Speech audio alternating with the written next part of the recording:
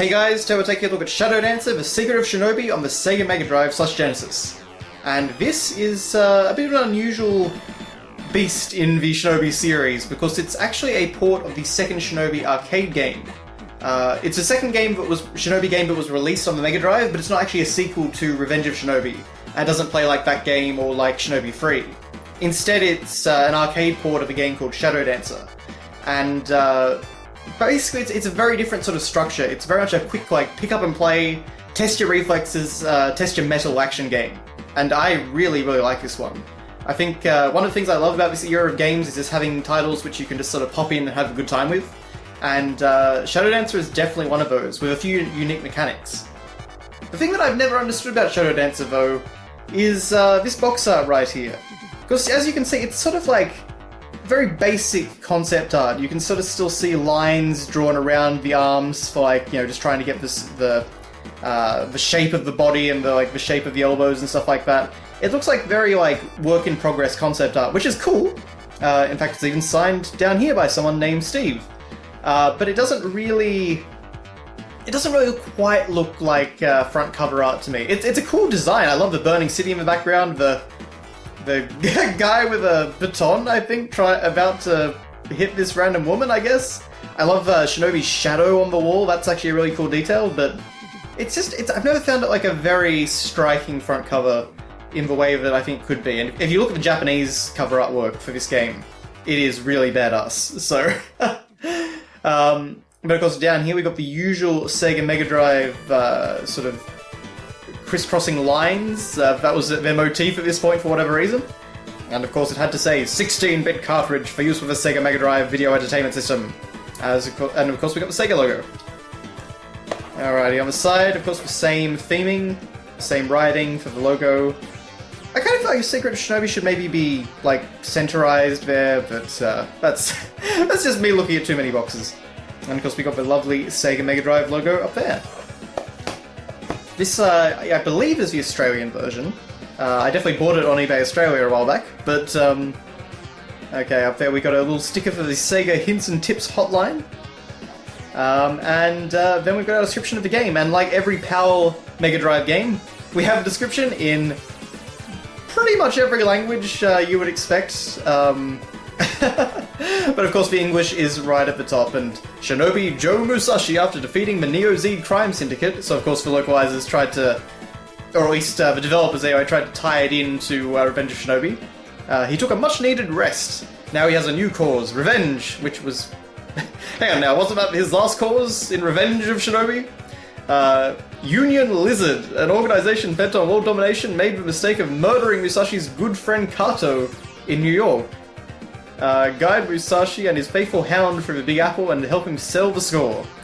Which basically just means play through a bunch of like really cool, unique arcadey levels and save a whole bunch of civilians from random enemies. It's kind of hard to see on these little tiny pictures. The graphics in this game are pretty good. Definitely no Shinobi 3, but the game does look, you know, pretty colourful and interesting, and the animations are pretty good. There's a real like satisfying feel to them. And as you can see, this was 1991. I believe it was 1990 in Japan itself, but that's still after Revenge of Shinobi. Okay, and in here, what do we got? We got our cartridge first, which is just the same cover art. I actually kind of like this artwork a little more on a cartridge because a lot of the sort of, I don't know, sketchy details aren't as visible. It does have a cool painterly style, I'll certainly give it that. And in fact, on the wider version, you can actually see the signing Steve Jones, I would say, down there. So yeah, you actually get a little bit more of the image. And of course on the back, all your usual Sega made in Japan. Avoid exposing cartridge to extreme temperatures. Be careful not to immerse cartridge in water. Basically, try not to vandalize and destroy your cartridge. And then on the top, we've got the same crisscrossing lines with Shadow Dancer the Secret of Shinobi written up there. All the usual sort of things. And then... this is really how you know it's an Australian version. Because it has this obnoxious blue and white, cheaply printed manual.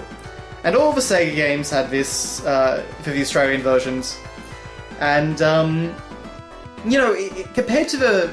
Basically, the UK had sort of like horizontal ones which with a full color front cover and then black and white insides. Whereas we did get like sort of proper pages, but the formatting on these things is terrible, and I don't know, they're not very attractive. Blue and white definitely doesn't make pictures show up well. So of course, Revenge of the Big Apple, so we get the story details there, or a little more anyway.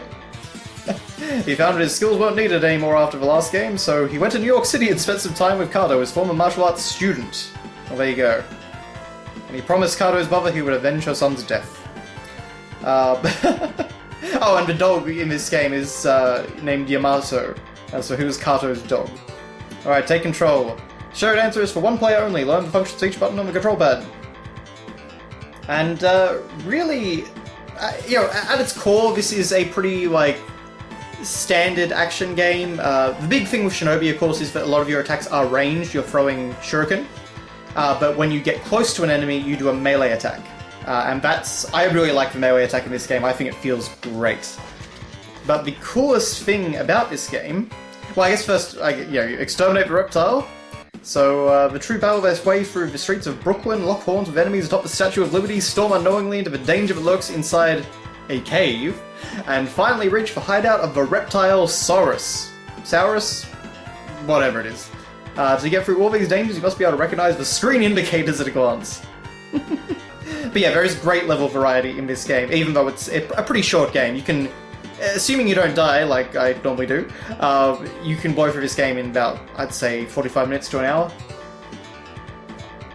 You can actually play this game really efficiently, and there's a lot of, it's really quite satisfying in this. So yes, Musashi normally attacks by throwing shuriken or by swinging his mighty saber, and you can see that that's a really good meaty effect. And you really do have to combine all your techniques to get through. I love as well, on jumping, there's one location in the game where you'll have to jump a high fence. So I just got to throw that in. It's pretty self-explanatory, honestly. This game uses sort of you jumping between the foreground and background system a lot. Usually to get to higher platforms, to be honest, rather than foreground and background, but it sort of has that effect to it. And so that does make the levels, short as they are, a little more layered, I guess. Ninjutsu, of course, you've got your special attacks, and there are free spells in this game, so less than Shinobi, Revenge of Shinobi and Shinobi 3. But you can only cast one spell per stage, so that limitation is still there. So the first one is, you get columns of fire, the other one's 2 tornadoes, and the last one is meteorites. And I'm pretty sure I usually use the meteorites, to be honest. I think that was pretty handy. But then we get to the cool mechanic of this game, Musashi's best friend, Yamato. And basically, if you hold down the B button, you can then send Yamato out, and he will stun an enemy. He'll basically start biting them and stun them. And while it can be tricky to get right for a while, once you master this, it is really fun to use, because you can take enemies out so efficiently by using Yamato to distract one and then taking out another. It's really cool.